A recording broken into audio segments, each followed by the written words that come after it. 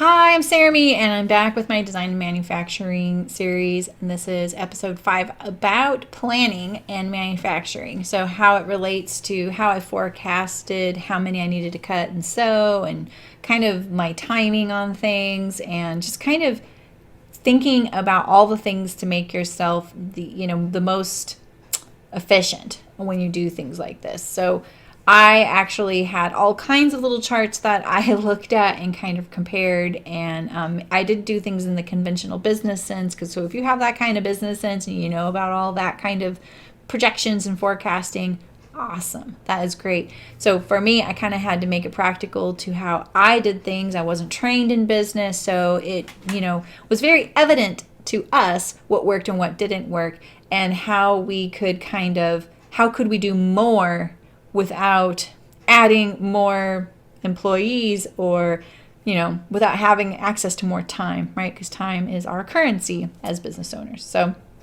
that's what I'm going to talk about today, and I'm going to show you a little bit of my spreadsheets and things like that. They'll probably look like a whole jumble of numbers to you, but I just want to show you kind of what you could make for yourself. So all right, let's do it.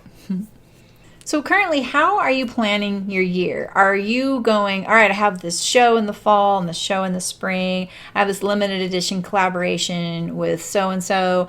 And then I have my downtime. Ha, ha, ha.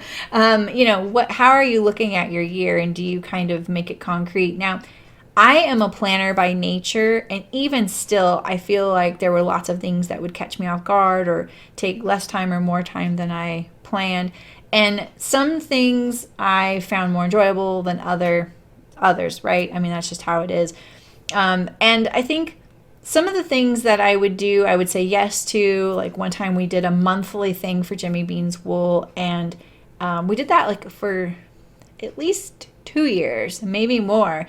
And it was a little bit challenging, but at the same time, it was such a great exercise in kind of being efficient and in a rhythm. And it also gave my sewist like a nice little set schedule with stuff like that. So she'd be like, oh, hey, I need to do this month. Oh, yeah, you do. And we would block off that number of days. And the way I would make it less work on my part was I would sit there and spend practically all day picking out the fabrics for that project for the whole year. And so I would say, all right, I need a front fabric, a back fabric, and a binding fabric. And it all needs to be astrology related. I don't know a lot about astrology, so let's do it. And so then I would figure it out, and there would be a chart on the wall. And sometimes if we were slower one month, my sewist would be like, hey, I'm going to cut and sew next month's now.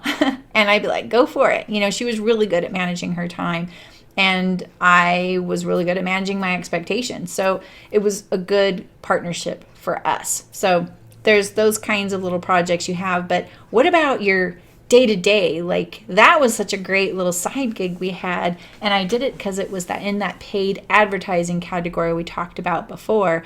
It was a great opportunity. I never wanted to say no to them. It was a way for us to get 100 of these little things in front of 100 sets of eyes every month, and it was a good relationship to have with them also. So was I making minimums on fabric for those? Absolutely not. I only needed, I think, 1.5 yards for each of those, for like each of the outer fabric and the lining fabric, to make 100 of this little item. So I was definitely, and I was doing spoon flower because I was like, this is where I can get the most astrology fabrics, or whatever it was. I can't remember what the year before. The year before, the theme changed every month.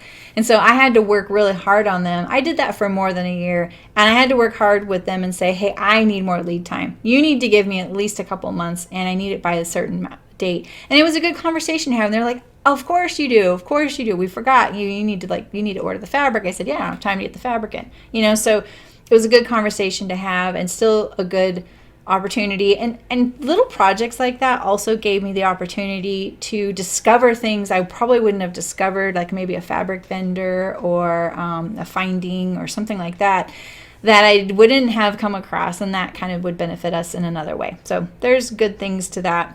But planning was key.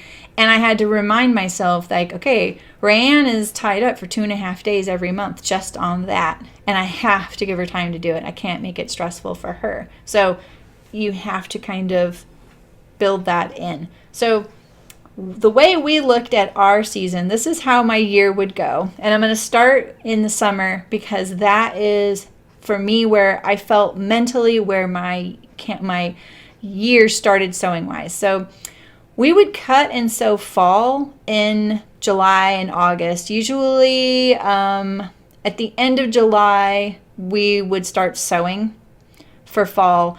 We would have cut fall probably in June, probably May or June. And so then we're sewing it, and then we launch fall in September. And even then, that's kind of late. Like, you usually are launching a season a couple months before the season starts, but the world in the knitting world, they're fine with the moment, right? So that's great. So then we would do that. And the way we would do it was we wouldn't sew every single one we'd cut. We would cut the entire season. We would only reserve a little bit of fabric of each of the prints. We would have had the binding already cut. So yeah, I'm already backing up, but I'm just trying to start that calendar year in September, right? So we only sewed enough. It was usually like 4 of each item. And even then it was kind of at a ratio amount. So it would be like 8 of these, but only 4 of these, depending. So we would have to have one of each for photography anyway. And that usually happened before production, but it was also a really good opportunity for Rayanne to know, oh, okay, right. Well, on a few of our products, it was like you could use outer fabric or lining fabric interchangeably on the piece. So it was kind of hard to tell, like, how are we going to like it better? And so it was our opportunity to kind of figure it out. Plus, it's a really fun part of it. You get to finally see all the fabrics you picked sewn up in products. It kept things fresh and fun for her as well, because she's like, oh, good, something new to sew, And so we would have that, and then we would launch it. And by the end of my business, I really tried to have enough on the shelves that we didn't sell out when we first launched. Because selling out sounds like a great idea, but it's really not a great idea. You really want to have, if you're selling out, you could have been selling more. That's the way I look at that. So we have it launched in September, and then we continue to sew all fall, kind of trying to get fall done. And then in about November, we're cutting spring. If we've done a limited edition group, it's really tricky, but sometimes we would squeeze in Halloween in September, and that added a lot of stress. The only reason we would do it is because we loved the fabrics, especially Rayanne. She'd be like, oh, no, I want to do Halloween. I don't care how stressful it is, So I'd be like, all right, let's do it, And we would have discussed that months before, because we would have had to have the fabric ordered months before, right? So as we're going along, maybe we do a holiday group, maybe we do a limited edition group or whatever kind of. The knitting season is fall through winter, so we try and pack as many opportunities for fun projects as possible. So that's what we were doing those months. Then the holidays kind of come, and it gets disruptive to your schedule. There's Small Business Saturday if you choose to participate in that, or Black Friday or Cyber Monday, whatever you're doing if you want. Or any of the charitable versions of those events. And you have to cut your spring in November. That's when we would do it. And I always took a week off during the holidays. It was a good time to reset. My kid is home, from school, because she was at school age. My husband would take a little time off. It was the only time he wasn't traveling, because he travels a lot. So I would try and do that. Rayanne hates taking time off, but she would too.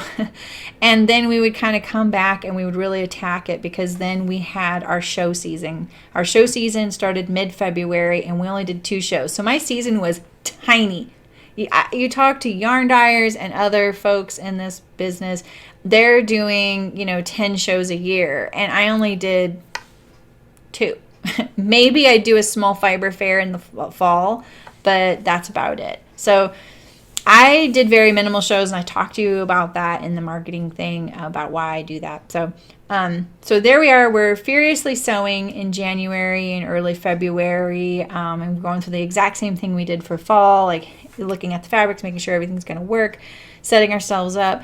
And then we start coming up with once we get through our show season, we just get enough to get to a show, and then when we come back, Rayanne stays back, she's sewing the whole time. I get back, and then we just kind of continue sewing spring, and then it kind of slows down.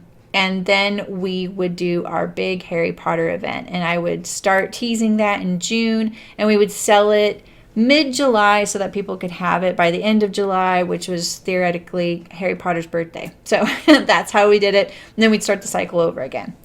So how did I do all that? And how did I get to that kind of setup? Working backwards is always the biggest thing, right? If your show is this month, that you're going to need time to make your product beforehand. Does everybody show up at the show with days to spare of nothing to do beforehand? No. Everyone's still tagging and doing stuff on the show floor, in a plane, or in the passenger seat of a car. You're still scrambling when it's show season, because all the product has to be sitting there on the shelf ready to go. It's not like someone placing an online order and you're like, oh, that kind of still needs one little thing. You can kind of finish it up and package it up, and then get it out the door, right? So some of the things that I would do is every year I would have a show planning sheet. And on that sheet, I had all my products and all the fabrics. The new fabrics were usually in the first columns because they were the ones we had to sew the most of. And theoretically, all the other fabrics, those are kind of on the shelf. They've been sewn. We had still extras of certain products, like the harder to sew things like project bags and pocket buckets, pattern holders, because that was something I sewed 100%. Those things were kind of sewn, not to order per se, but kind of close. We just kind of kept those just ahead of how orders came. So I would have all of my newest fabrics in the first, 6 columns, because those were the bulk of what we had to sew. And then we would kind of decide how many others of every other fabric do we want in these, and how I didn't hold on to stuff for very long. Like after a few seasons, if they start to get to the onesie twosie thing, I would put it on sale, and I only had like one sale a year. So, and it was pretty rare to have a sale, and it usually never even got publicized because we would do it to the newsletter and it would just be done. So, with that planning of the show, I would look at what I sold the year before at that particular show, and then I would decide, do I think these customers are going to want more of the exact same products? Or maybe because all of them bought project bags and accordions and pattern holders, that maybe this year they're not going to buy those because they already have those. My stuff's meant to last, so they don't really need another one. There's probably going to be a few, but in general, like, what's my feeling of it? And sometimes you miss the mark. I'm not going to lie. Like, you just do. The other thing I look at is how big is my booth. At one particular show, my booth was pretty small. It was like I had 1.5 booths, and it was still pretty small. But it was an amazing show. And then the next show I was going to a week after that, I had 2 huge booths together. And so I had plenty of space. My booth was pretty fast to tear down and set up for how good it looked. But I was limited in how I could display stuff. So I like to show my stuff by fabric. So all of the items I had in one fabric were in 2 panels. And I did pegboard. And so I only had 10 of those available. So theoretically, I could only do 10 fabrics, right? And maybe I had 14 in stock. So I kind of had to figure that out. And then I would sit there and go, well, I absolutely need to bring these things. They're going to sell really well. Or I would say, okay, this fabric launched at this show last year. I really need to bring some things in it because some people do not shop online. They only shop at shows. They really want to see it in person. And maybe now they want a matching item to go with something they bought at the previous show. So that was one way to look at it. Like, what did I launch at this show last year? Maybe I've launched fall in between this show and the last year's show and this year's show. But they're going to be more interested in the fabric I brought to the spring show last year because they have something sewn in it already. So there's those things. They also kind of go, wait a minute, what are these other fabrics you have? I didn't even see these, because they are that shopper, doesn't shop online, doesn't want to be on a newsletter list, doesn't do social media, so they miss it. So there's that. They may go, oh, I like this better, And I could talk all about that kind of psychology. It's really fascinating seeing people, how they like things. Some people want one of every fabric, and a lot of people, especially in the knitting world and the crocheting world, they wanted everything in one fabric. So if I sold out of a fabric in a product and it never came back, they were pretty upset they couldn't get it because they really wanted the complete, they wanted all their stuff to match. So there's that. You can't ever really predict how people are going to shop, what they want, or what the trend is going to be. So you just got to do your best and then sell it. Like if you're feeling a little bit like everyone wants this other thing, tell them why you didn't bring as many of that and why you brought this other thing. You got to kind of sell it a little bit, right? Because then maybe they'll understand, oh, she's right. This is what I want. So, you don't have to lie. I'm not saying lie. I'm just saying, why did you bring it? Let them know that. They want to know that kind of thing. They like helping you out too.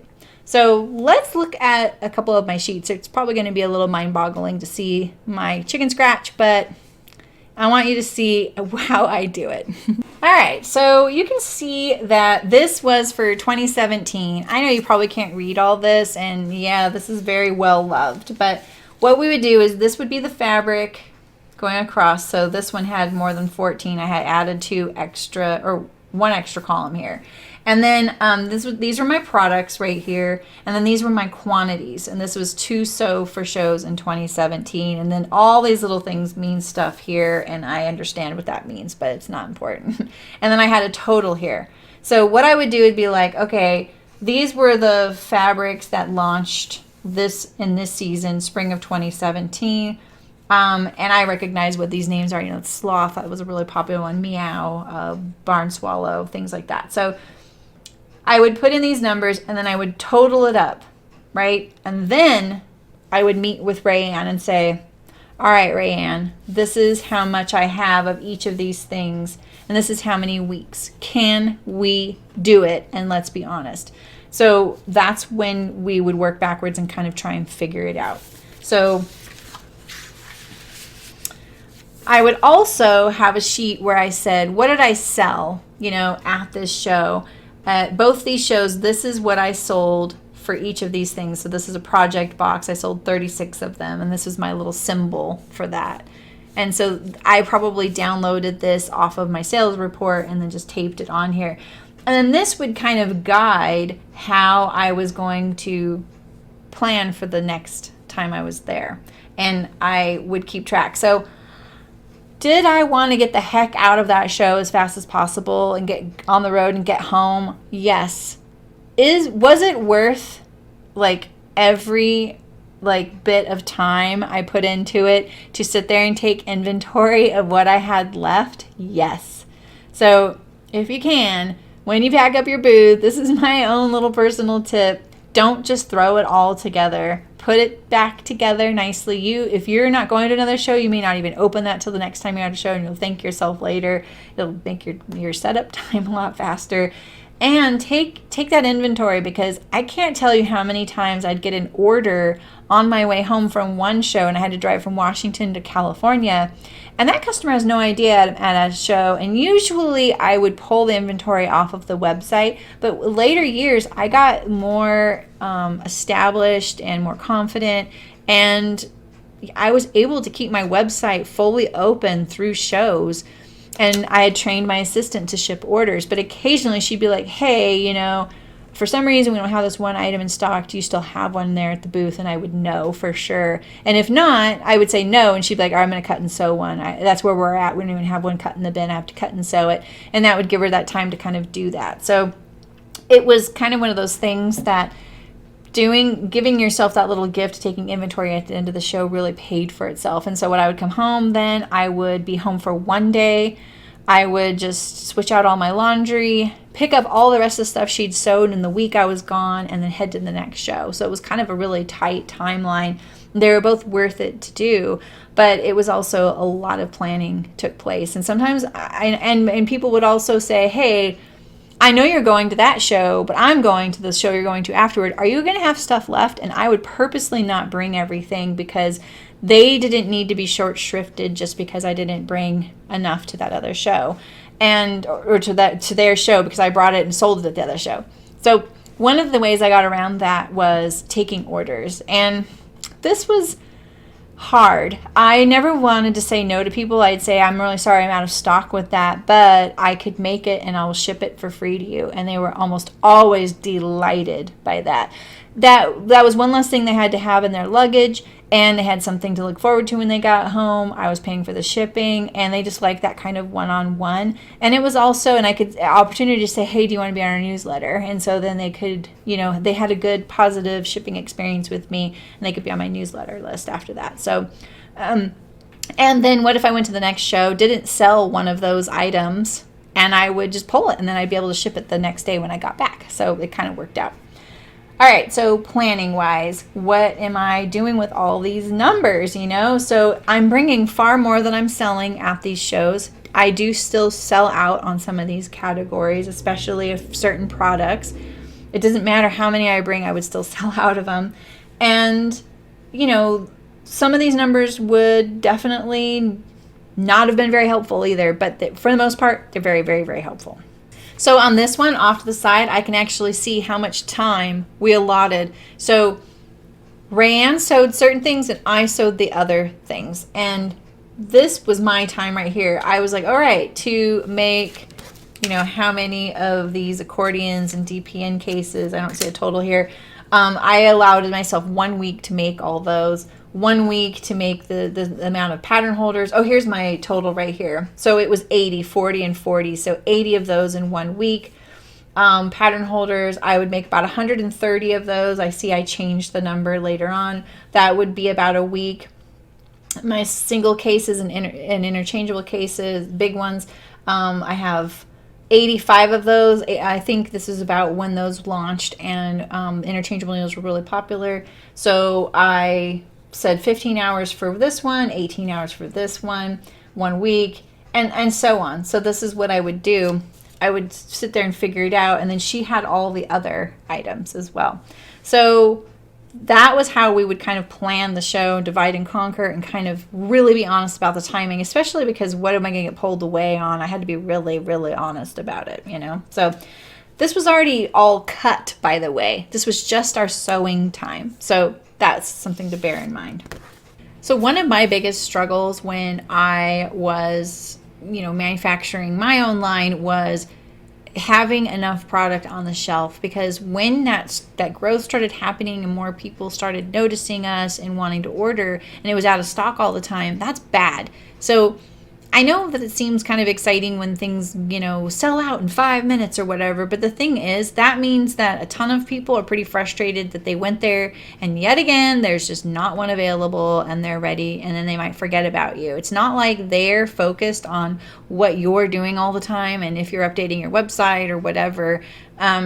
So you really need to have it there when they're ready. And so this is something we struggled with for a long time, and I am sure if there is one customer watching this, they're like, yep, I remember those years when you never had pattern holders in stock, or pocket buckets, or project bags, or some needle cases, because those were the things that I still had to sew, and I was really busy, and we would put them up, and then they would sell out really quickly, and I hated it. I really hated it because I'm kind of an overachiever that way, and I really like to be able to have what I promise I have. And here I am telling you how great it is, and it's not even there available, right? And I think a lot of it, people's experience with small indie businesses is that you're saying all these great things about it, and then you put it up for sale and it's not available, and they think that really all you're putting up is 5 available when we weren't. And I know some people are putting up a few hundred and they sell out. That's fine. If they still sell out and they're putting a few hundred, I mean,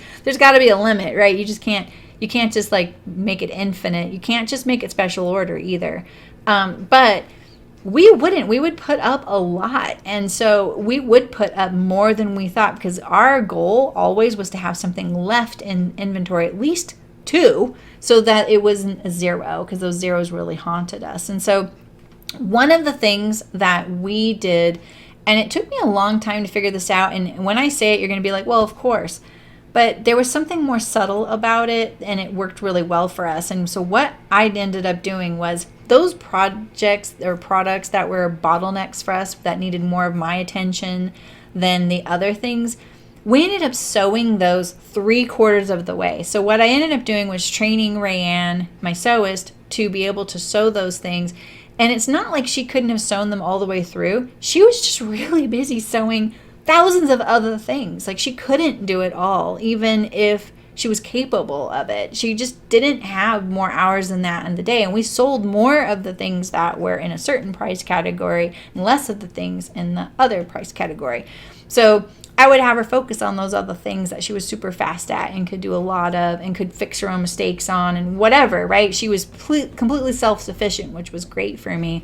And what I did do was we got her to the point where she would get something 3/4 of the way done. Like, literally all it needed was one more thing, and it was usually the hardest step, like attaching the zipper to the needle case and putting the binding on.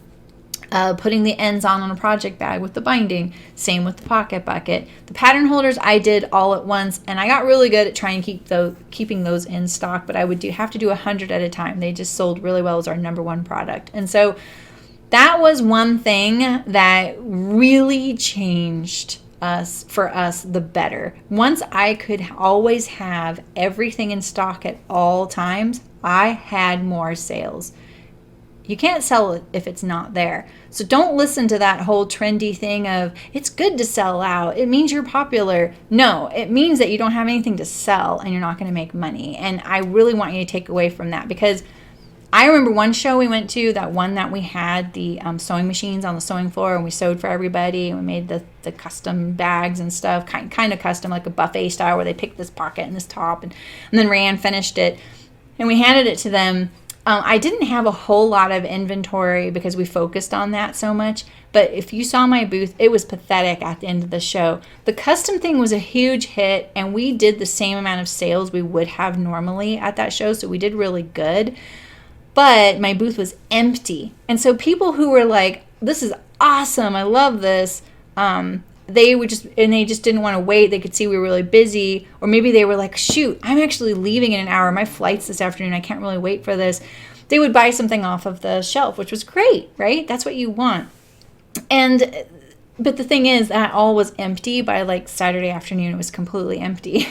I even think it was a little earlier. We could still do the custom thing. We never ran out of that. But there again, Rayanne could only sew so much. And so, we ended up shipping a lot of people's orders because we would still take them and, bundle them up, and then we shipped them to them later. So that kind of thing, having the product there, you can't sell it if you don't have it, is really, really key and really important to remember. It's cool to feel popular and everything, but at the same time, you really need to kind of limit the selling out aspect of it. And a note about custom, I've probably talked about this before, but custom is a very tricky category to be in. It's a lot more hands-on, and people did not understand why we couldn't do custom. When I did launch it, we did it. I launched this whole program. I figured out all the yardages. I did all the marketing, everything, and hardly anyone did it. And when people would say, why don't you ever do custom? I'm like, I did launch custom and no one did it. And I only charged $5 extra for custom. Do you know how much more work it was for custom? Cutting one out, placing their fabric, on top of the fact that you have to deal with whatever they send you. And some folks just don't understand how to buy fabric or what's appropriate fabric. So there's a lot of risks involved with that. So I don't know. I'm not a big fan of that. The other thing I'm not a really big fan of is pre-orders. And I know a lot of people do this, and I might get a little bit of pushback for this, but pre-orders for me was borrowed time. So I felt like when we would do pre-orders, and it was just like when we would cut and sew things after a show for people who I didn't have it for at the show, like, oh, they wanted a sloth project bag and I didn't have any more, I sold them all. I would take their information, they would buy it, I would make them pay for it at the show, I would do the free shipping thing, and then we would ship it later on. That cut into our time of building spring inventory. And so it was, if you're going to do that, build it into your planning and your calendar. And I can't stress that enough, because I didn't really ever do that. We already had our calendar. We knew what we were going to do. We were kind of gung-ho. And then I'd be like, oh, shoot, we need to spend 2 weeks on these special orders. That really would set us back. And the only time I think it's really appropriate is if it's when you're trying to figure out how many to buy for something, like say it has this particular element, like maybe you're doing a collaboration with someone and you're doing a custom enamel pin that matches the whole theme of it. And then I say, yeah, you're going to have to know how many to order, because you shouldn't have to buy 5,000 if you're only going to sell 4,000, right? So you want to make sure, then you want to sell out. But then, we would do that with Harry Potter sometimes, or sometimes we would do it for certain things. And I would say, this is the window.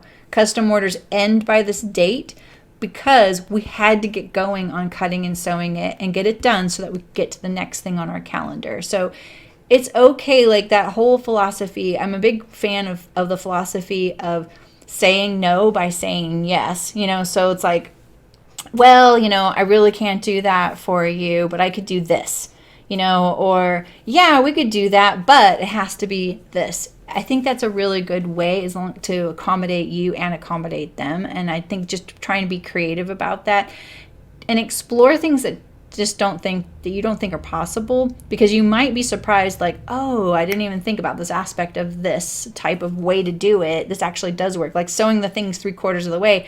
Our policy up till that point was a super, super, super strict. It does not get put into the inventory on the computer until it has a hang tag on it and a zipper pull and is on the shelf in inventory in shipping. So in other words, if Rayanne had finished a whole bin full of stuff and we were really eager for that stuff, you're just salivating over seeing that whole bin of 20 of these pumpkin pouches finished sitting there. You cannot wait. People are dying for these, are bugging you about it. You just want to get them out there. They do not get even counted. They do not exist until they have a zipper pull and a hang tag on them and they're sitting on the shelf, because you know what? Something could be wrong with those and you don't know it. They're still sitting in a bin, and then you go to start doing all the little hang tags and quality control and you're like, oh shoot, all these have their fabrics cut upside down. So then you just put them on the site, sold them, and now you can't take that back. You've sold them and you don't have any fabric to replace it, and you're in a really big bind. So that was our policy. So to do that whole 3/4 sew along thing, like, okay, we're going to sell things that aren't done, it was a little nerve-wracking. When I would go away for a show, we would time it really well. Like we would kind of, she would maybe pull inventory off for a couple of days at the beginning of when I was gone, and then put it on closer to when I was getting home. So she'd be like, all right, I think she'll be able to finish 8 bags while she's here in the office for that short window, and so I'll only put that many up on the website. It's that kind of thing. It was a lot of management and a lot of communication. So I just want to make sure that I mention that that liberating thing that really helped my inventory out, because the more inventory you have, the more you can sell. Bottom line, you cannot sell things that are sold out, right? Right. All right, so you've planned your shows and you're kind of getting into a groove and everything, but you're still having that time of the year where you have a lot of downtime and not a lot of income. And that is obviously why I started the Harry Potter thing. I don't think that's right for everybody. I just happened at the time to be a really big fan, and so it worked for me. A lot of my customers did not like that I did that, but there were a lot of them that did. And it was kind of a bummer. It would be kind of one of those bittersweet things when you'd see some customers be like, I'm sick of you talking about this. I don't want to hear about it, and I'm unfollowing you. And it was literally only for 2 months of the year that I would do it. They had no idea that little Harry Potter thing we did kept my employee employed for 4 months of the year.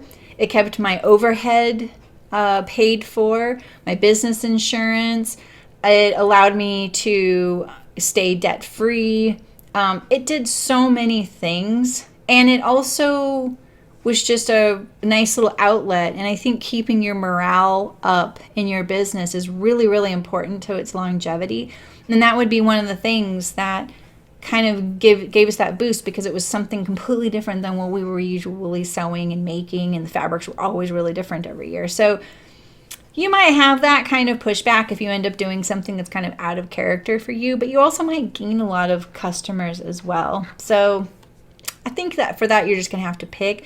I had more than Rayanne as an employee. I don't mention it, but I also had usually a young assistant that was usually their very first job through 4-H, and I would find them because we were in 4-H, and they would do tagging, quality control, cutting threads, and adding zipper pulls to things. Sometimes we would even train them to do like one step on a machine, because you don't have to know how to sew a product all the way together.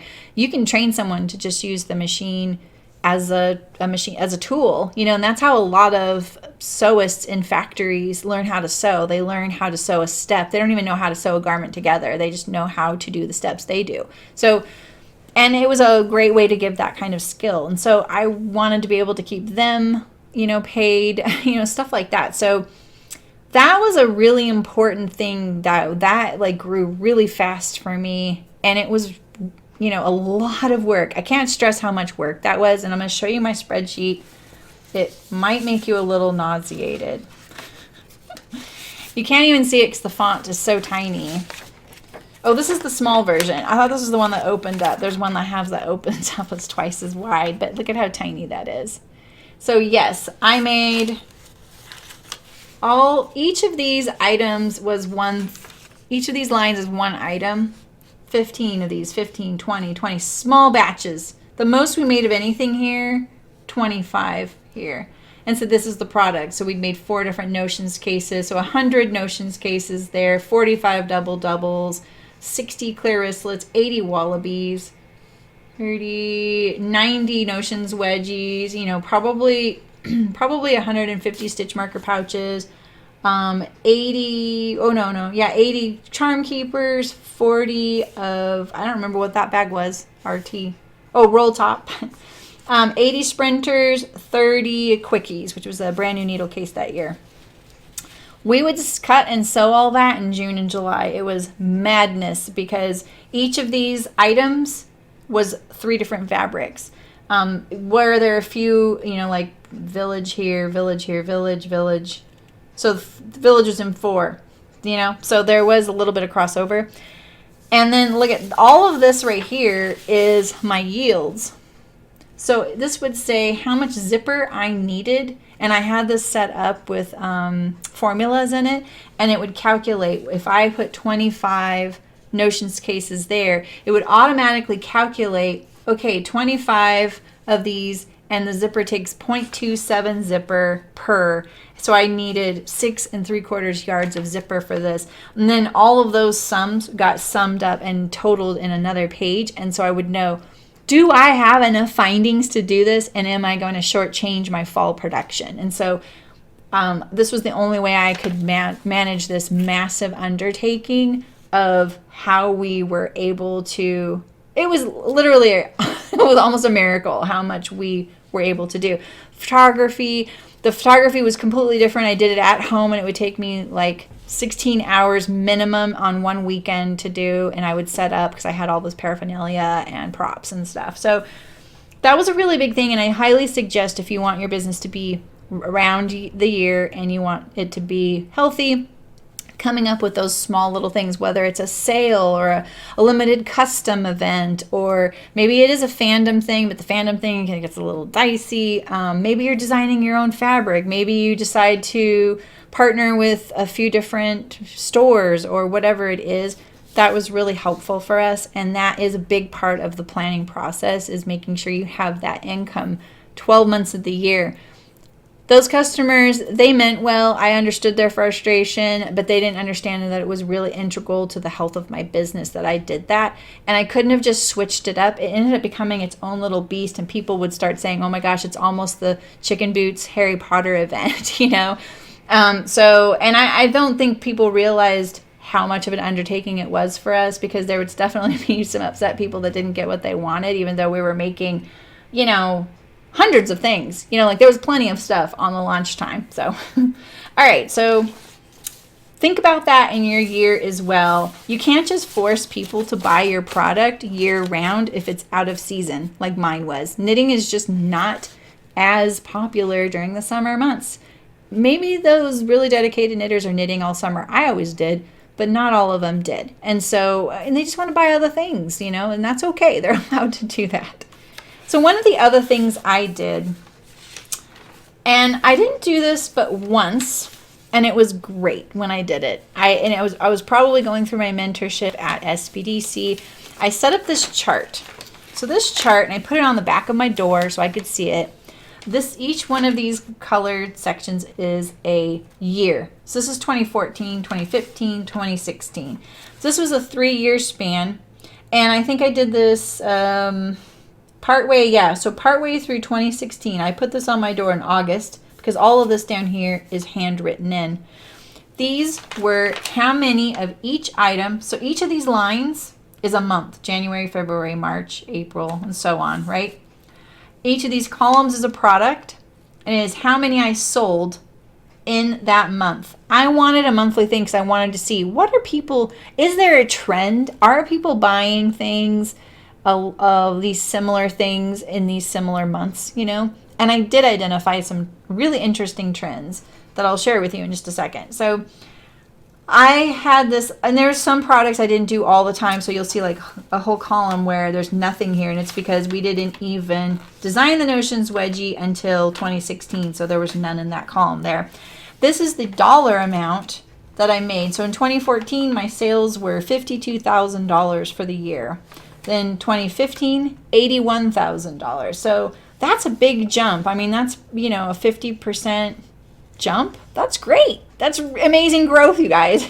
So don't think that 10% isn't good growth. That is really good growth. Anything's like steadily building and growing, very good. You're doing a good job.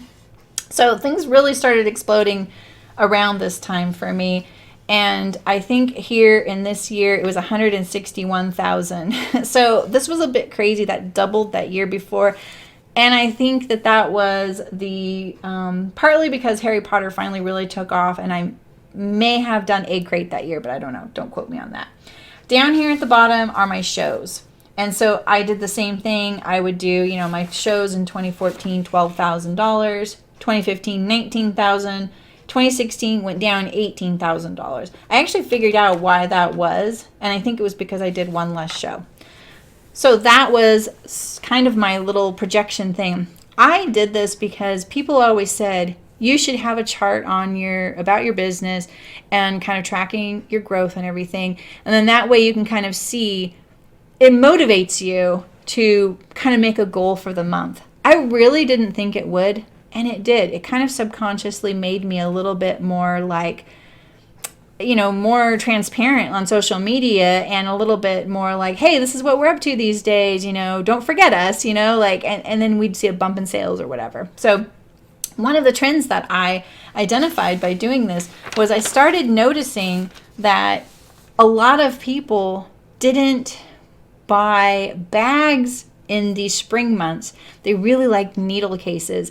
And so I started noticing this because in the yarn and the knitting world, you hear this thing called yarn diet, and right after Christmas, everyone goes on a yarn diet. And my friends just like, oh, they hate this, right? Because they're all yarn dyers, and I don't blame them. But people are like, oh, it's a new year, it's my New Year's resolution. I'm going to start buying less yarn. I'm going to use all my stash yarn, right? And so then what do they look to? Organizing. No one said I couldn't organize my tools or buy new needles. And so then we would have this spike in needle cases. And once I finally figured that out, I would be able to meet the demand of that, which was really great. And what did I start doing? I started kind of saying, hey, hello, we have needle cases, before they started thinking about it themselves. And then they were like, yes, that's right, I do need a needle case. And so it was this really great thing. I am not a mastermind at this kind of thing. This is the way my mind works. I need to see it. I need to see the comparison. I need to see the numbers. And it also would make me go, wow, the sales for that dropped off a lot. Or do we really need to keep that item in the line? You know, we debated so many times keeping our needle cases in the line, because I actually think the needle cases, we sold maybe about 100 of each every year. That's really not that many, but they weren't cheap either. So if I looked at it from a dollar standpoint, how much was that? You know, it was a few $1,000s. Could I have maybe added something to my line that would have made more? And gotten rid of those? Yeah, most definitely. But the thing is, no one was making a needle case I felt that was as good as ours. And I really felt like taking away the opportunity for people to match their bag to their needle case would have been, it would have hurt us to do that. So we kept him in. But one of the things I did do was I found a subcontractor, and they made the needle cases. So I didn't end up making any money on them, and that was my trade-off. I decided, all right, I'm willing to let those break even so I can continue to have them in the line as, you know, part of having like everything a customer needs, but I'm not going to make any money on them anymore. And that was just the trade-off I had. And I'm going to talk a little bit about that in the manufacturing video that's coming up. So just note that there are some trade-offs, but sometimes they still can benefit you as well. So, all right, so maybe you can do this. Maybe you haven't had your business for 3 years, or maybe you've had it for 15. I recommend just doing a few years.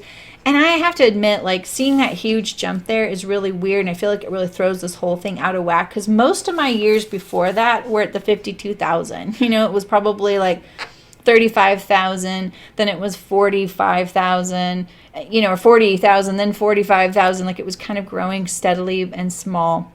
And I was kind of honing it in and kind of dialing it in and seeing and trying to get debt free and then staying debt free. And then to have that big jump, I feel like there's something up with that. I feel like it's also wholesale or something. I don't have a wholesale thing on here.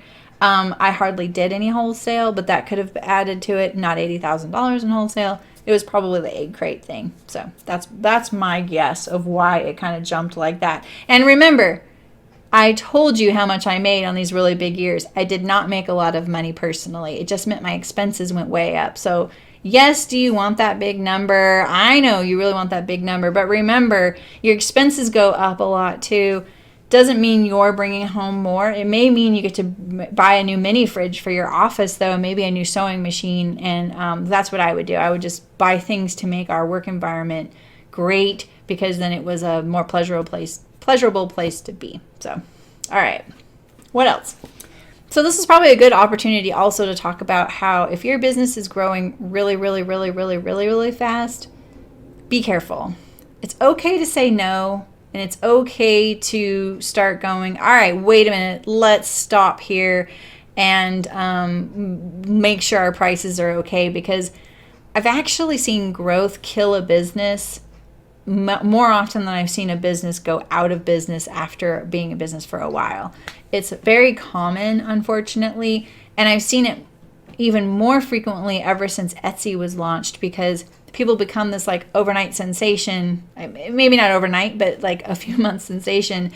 And every company I've seen that happen to didn't make it. I mean, there's been a couple that have weathered the storm for that, but it makes it very obvious that they're making no money doing what they're doing. People are like, oh my gosh, I can get this really cool necklace with this penny on it and blah, blah, blah, and it has this on it and blah, blah, blah, and it's only like $12. What the heck? This is great. How did they do that? I don't know how, but I want it. And then that person is sitting there making these things 18 hours a day because they really don't want to say no to any orders. And then they realize, wow, I didn't make anything extra this month. And I had the worst month of my life. And so you got to be really careful. Make sure your pricing is good when that growth starts happening, right? Because you also don't want to just all of a sudden double your prices and then everyone hate you. So yeah, there's that, right? So the number of SKUs, I've talked about this, I think, briefly before, but just in case you haven't watched that video, the thing for me that's really important is how many items do you have in your line? My line got really big. You saw that. All those different SKUs, then all those different fabrics. But the thing is, I only added usually like around 6 or 7 fabrics in the fall, and then 4 to 6 fabrics in the spring, fewer in the spring. And I had to look at it like this. So every item that you have that comes in a fabric is 1 SKU. So if you have 12 items that come in 12 fabrics, that's 144 SKUs. Very simple math. So when you want to keep all that in stock on your shelf and you're like, I want to have 4 of everything, you're talking about having, 500 or 600 items on your shelf. Do you have the space for that? Can you even make that much? Can you even manage that much? Can you even photograph and keep it all straight? I mean, that is a lot. And so only adding 6 fabrics really helped us kind of keep it tame. That way we could still have that backlog of fabric. And trust me, It was never enough fabrics. I had plenty of people come up to me in a show and say, I wish I had more fabrics. And I had 14 fabrics there. I don't think they realized how much work it was for us to keep everything in stock in that many fabrics. It's literally because I had the skills I did that I was able to do that. I don't know anyone else who did that and was sane. So more is not better. You really want to be able to deliver and be consistent. So don't keep adding products and styles and fabrics if you're feeling, because then people are like, well, is everything going to come in that fabric, or is that product going to come in every fabric you're making? So you got to be careful. And that would be what happened to us occasionally, is we would launch a new product, a new design, and it all of a sudden was really popular and people wanted it in all the back fabrics that we had already cut. That fabric, we cut that years ago, it is gone. Maybe we could have made 5 of them. Making only 5 of them would have been more devastating and angering to our customers if we couldn't have made 50. So you got to be like, nope, I can't, and it's okay to say no, if it helps you manage your business, right? So yeah, be careful about that. All right. So when you're talking about manufacturing and you're planning, working backwards is going to be key, and being honest about it. And it's probably going to take a while to get the hang of that, and it's probably going to change as well. Once you get the hang of it, something will happen or whatever. We lost our binding vendor once, and that really threw us in a tailspin. So there's things like that, and having backup vendors for your subcontracted work, if you have any of that, is really important. And I definitely didn't follow that at all, and that bit me in the butt on my binding contractor and the contractor I had that did sewing for us. They just one day said, hey, we need to double your prices across the board. They doubled my prices. And I was like, no, I can't do that, and I didn't say that, but I was thinking that. And I was like, oh, okay, well, good to know. And they were just saying, FYI, next time you cut and sew with us, your prices are doubled, which was crazy. That would have been, I think, their prices were about 30% higher than mine in-house, because I was paying someone else to do it. So then they doubled it. I was like, okay, you're doing something wrong. You're not managing it right, so there's something there. And then a few months after they said that, they just closed and didn't even tell me. So there was more going on there than I knew. And I didn't have a backup. And then the fire happened. And so, my assistant lost her studio in that fire. So I didn't have production anymore. And that happened like that. If I had probably had a backup facility, I probably could have pulled it off. We had already kind of tapered back the line because that factory had gone out of business, apparently. Apparently they mothballed everything. So it's there, but no one's doing it. I don't really know. And so then when the fire happened, when that happened, the factory kind of said, hey, or didn't say anything.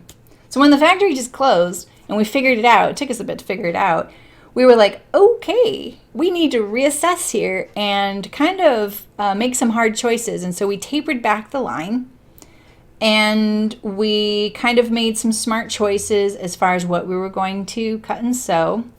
We eliminated the needle cases except for one multi-case so people could still do things. I got rid of, I think, one bag, big, hard to sew one. And then we cut the batch in a third the size. And then we did that so that we could leave the fabric available to cut more later on, just in case we could reassess and add back to the line. And then the fire happened, and my place didn't burn down, but my assistant's studio, sewing studio, and she had gone to work at her own studio, was gone. And so I just said, all right, I can't sew all this myself. I can't sew 10,000 items. And even if dialing it back, even if we dialed it back and that was still, even if we dialed it back to 5,000 items, I couldn't sew all that and run a business. And so I closed my business. And so if I'd had a backup factory, maybe I could have been like, oh, hey, let's talk and let's figure out, I need some help here, and that we could have probably worked on something. And I was silly when they kind of disappeared. I thought to myself, you should have a backup. Even when I hired them, I told myself, you should have a backup. You're going to get really used to this and you're going to need it, and you're going to be able to grow the rest of your business while they work on all the easy things to sew, and you're going to need it if they're out of the picture. That is exactly what happened. I knew that because I'd consulted people and I still didn't do it. And I think partly I did it because I actually wanted to build a bigger factory myself and hire more sewists and have my own facility. That scared the ever-loving heck out of me, but I kind of felt like it would have been a really great way to, one of the most proudest things of my business ever was employing people, and that would have given me the opportunity to employ more people, maybe train new sewists, and that's a skill, and it would have been more trained sewists in our area. I just felt like that would have been a really good thing. And I could have probably taken on small jobs. I could have helped out friends with their own manufacturing. Like, I really liked that idea. And I just didn't do it, So that's it. So get a backup, It might help you. And to be just clear, I was pretty much okay with closing my business at that time. I mean, I don't really want to say I was okay with it because it was everything for me. But at the same time, it felt like the right thing to do in that moment because the world around us was pretty terrible here because of the fire. And I just wanted to focus on other things. And I just had to do that. I just had to set it aside, and the streaming was happening. So I just kept doing that, and that's kind of how I ended up here. So yeah, could I have gotten it back? Could I get it back now? I don't think so. But, I just needed to do that at that time. So it's fine. I didn't need any sympathy or pity for that. Like, I didn't lose anything. I really didn't. I didn't lose anything. I closed a business on my own volition. So, and I was able to sell a bunch of merchandise, and it really helped me finance what I wanted to do now. So, all right, when you're manufacturing your own timelines, don't be late. I know I say that, but I'm serious. Don't be late. Try and stick to your deadlines. Do what you need to do. Prioritize what brings you money the soonest. Prioritize those things. Who's going to pay you first? Your customers, whoever, your wholesale account. You need to prioritize people who put money in your bank account. And that's just how you have to do it when you're growing your business. It's really important. So give yourself enough time. Work backwards from when you need your product to be sewn. And remember, you have other things to do once it's sewn, right? The photography and all that too, right? Don't forget the fun things. Give yourself some limited edition things and fun little projects and little things, and maybe even hold back one product mid-season to be like, oh, we didn't tell you, but we also cut and sewed this little gem of a thing, and here we go, and then they have to have that to go with all the things they bought with your other stuff. So, and when you're, facing that off-season time and you need some creative strategies to pay the bills, look around, ask people, do you need me to sew anything? I've got an employee I really want to keep going. You may not be able to take your own salary. Or maybe you go and work somewhere a few months of the year or help other people with their things. I know it's kind of hard to kind of get your business going year round, but you'll get there. You really will. And eventually you'll be like, oof, wow, I can't even imagine having 4 months of downtime. That sounds luxurious now. And we would kind of enjoy it. We would clean, we would do other things, but that was always the time of the year that my insurance would come up, my lease would renew. And I definitely was like, all right, here we go. I'm like renewing all this stuff when I just had the 4 lowest sales months of the year, and it ended up being okay. So, that it just, you got to work on it.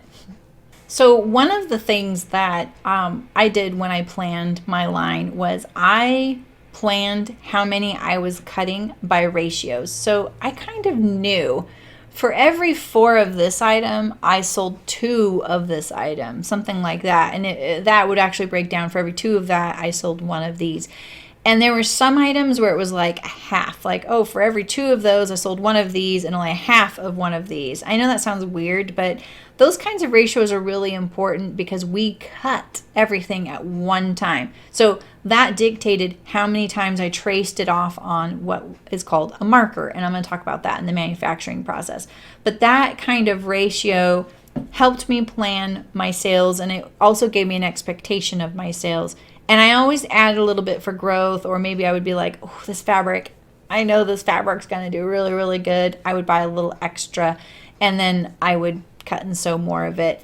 That, sometimes that didn't work out for me, or sometimes the vendor would send me more fabric than I ordered and I didn't notice. That happened to me 3 times. I don't know why they did that, but 3 times I was like, why do I have so much of this fabric and no lining and binding to go with it? And at first I just thought they didn't send me enough. So check that when you get it. And we were pretty good about checking it, but I think 2 of those 3 times, they didn't know they sent me that extra. And then we cut it and we were just like, oh, we just had it for days, like days meaning years. It still haunted us. We were just so sick of it because we couldn't even use it. It was all cut up too. So, and one time it was like 85 extra yards of this really specific fabric that was really cute, but we did a smaller run on it. It was kind of quirky. It had these heads of Queen Elizabeth on them in these really bright colors. And a really famous fabric designer, thankfully, but we had so much extra of that. Oh, man. And it was cute, but, it was limited. It was a limited customer, and it just haunted us. So anyway, with your planning, make sure, like, okay, I always thought I had everything. I had thought of everything. I have enough zipper. I have enough this. I have enough that. And then we'd be like, oh, shoot, we don't have a thread to use with this binding. And so, if we have to have a thread dyed, that's 6 to 8 weeks, So you need to kind of think about all those things. And what I did was I had a chart, and that kind of helped me. So on my chart, what I had was only the findings that I needed per product. And so I would know, okay, a Notions case, took this much binding, this much fabric, this, and I could get 4 out of every 5 inches of fabric. So I knew the yield, which is how many I could cut and sew, how much lining, what the labor was. It did have elastic, no, but it had vinyl, it had stiffener, it had zipper. What was the materials cost? So this was actually a little bit of a costing thing, but it also told me how much. And then I had another spreadsheet where it would calculate that, so I could say, oh, I'm going to be getting this much fabric in, this is how many I'm going to be cutting, this is what I need in the way of vinyl. Am I going to have enough? Especially if you start using a subcontractor, you have to give them everything, and because they will not start, they have to have everything. It'd be really rare. I'd be like, I have one thing coming, I'm really, really sorry. And they'd be like, okay. They'd be really hesitant. They do not want your stuff taking up space in their factory if they can't work on it and be making money on it. So that's something they were pretty good about that, but they were also not very good about costing, obviously, either. So I feel like that's pretty typical of any factories I've worked at too. They don't want to take the whole job unless it's complete, because they also have run into people saying, you stole this, or you didn't give me all this back, or whatever. They check it in, they say, okay, they do their own estimates, like, okay, well, we say we need this 35 yards of vinyl to cut your line this time, and we need this many yards of stiffener, we need this much zipper, and you could say, yep, here we go, and I'd have it all labeled and packaged. It was a lot of work. Like, handing stuff off to your subcontractor is actually a lot of work, and so it's almost like planning your entire production run and doing it all for someone else, and then you hand it off, and then you pick it up all sewn. And so you're still doing all of that prep work and planning and double checking. You're just doing it and handing it off and doing the fingers crossed thing too. So it's a lot, so you got to make sure you have everything you need and you don't shortchange yourself as well. So that kind of planning is the math. It's always the math, right? But it's kind of fun math, I guess. I don't know. All right, so I hope I gave you a lot of ideas for planning your manufacturing and your seasons and how you're going to go about growing and still kind of delivering and making sure you have everything on your shelf ready to go when you get an order. And you're ready now to kind of tackle the year because you got this, right? You're going to grow and it's going to be good.